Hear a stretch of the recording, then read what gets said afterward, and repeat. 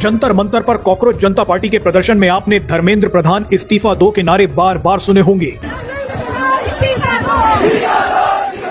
लेकिन अचानक कुछ ऐसा हुआ है जो हैरान करने वाला है। प्रदर्शनकारियों को कंट्रोल करने वाले लोग धर्मेंद्र प्रधान नहीं बल्कि किसी और को हटाना चाहते हैं। पूरे प्रदर्शन में पहली बार एक ताकतवर नेता का नाम आया है। इस नेता का नाम आते ही साफ हो गया है कि खेल कितना बड़ा और खतरनाक है। इस वीडियो में हम आपको सब बताएंगे। दरअसल मोदी सरकार के खिलाफ जंतर मंतर को एक ऐसी प्रयोगशाला में बदल दिया गया है जहां देश और विदेश की कई ताकतें सीजेपी नाम का एक एक्सपेरिमेंट कर रही हैं। इस एक्सपेरिमेंट की शुरुआत धर्मेंद्र प्रधान के इस्तीफे की मांग से हुई। उसके बाद प्रधानमंत्री नरेंद्र मोदी से भी इस्तीफा मांगा गया। अब हम नरेंद्र मोदी का इस्तीफा मांगेंगे। नरेंद्र मोदी इस्तीफा दो।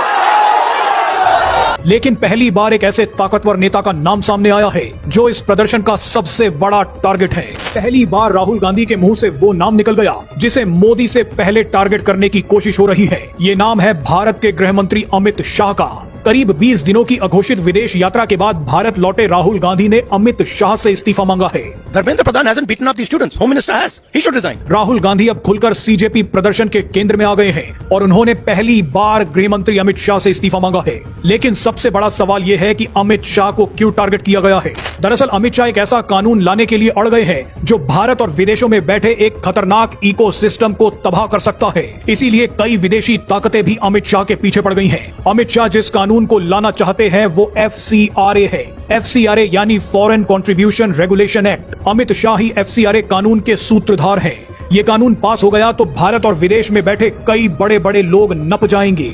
जंगलों में फैले नक्सलवाद को खत्म कर चुके अमित शाह के टारगेट पर अब अर्बन नक्सल आ चुके हैं। अर्बन नक्सली नक्सलियों का सबसे खतरनाक रूप है। अर्बन नक्सलवाद बुद्धिजीवियों, कार्यकर्ताओं, शिक्षाविदों, सेलिब्रिटीज और NGOs का ऐसा जाल है जो देश को खोखला करता जा रहा है। ये लोग भारत में बैठकर चीन, अमेरिका, पश्चिमी और मुस्लिम देशों का एजेंडा चलाते हैं। मिशनरी संस्थानों से धर्मांतरण का रैकेट चलवाते हैं। इसके लिए इन्हें पैसा मिलता है। अब उसी पैसे को ट्रैक करने और पूरी तरह से बंद करने की तैयारी ही FCRA संशोधन कानून है। इस विदेशी पैसे का इस्तेमाल भारत को अस्थिर करने के लिए किया जाता रहा है। भारत के बड़े बड़े प्रोजेक्ट्स को लटकाने के लिए किया जाता रहा है। भारतीय नीतियों को प्रभावित करने के लिए किया जाता रहा है। इनमें डिफेंस, इकोनॉमिक और IT से जुड़ी नीतियां सबसे ज्यादा महत्वपूर्ण हैं। लेकिन अब ऐसा नहीं होगा। FCRA संशोधन कानून के तहत अब पैसे का हिसाब और पूरा सोर्स बताना होगा। विदेशों से ये पैसा अब सिर्फ SBI बैंक में अकाउंट खुलवाकर ही लिया जा सकता है। अगर कोई संस्था या NGO गड़बड़ी करता पाया गया तो उसकी संपत्ति पर भारत सरकार कब्जा कर सकती है।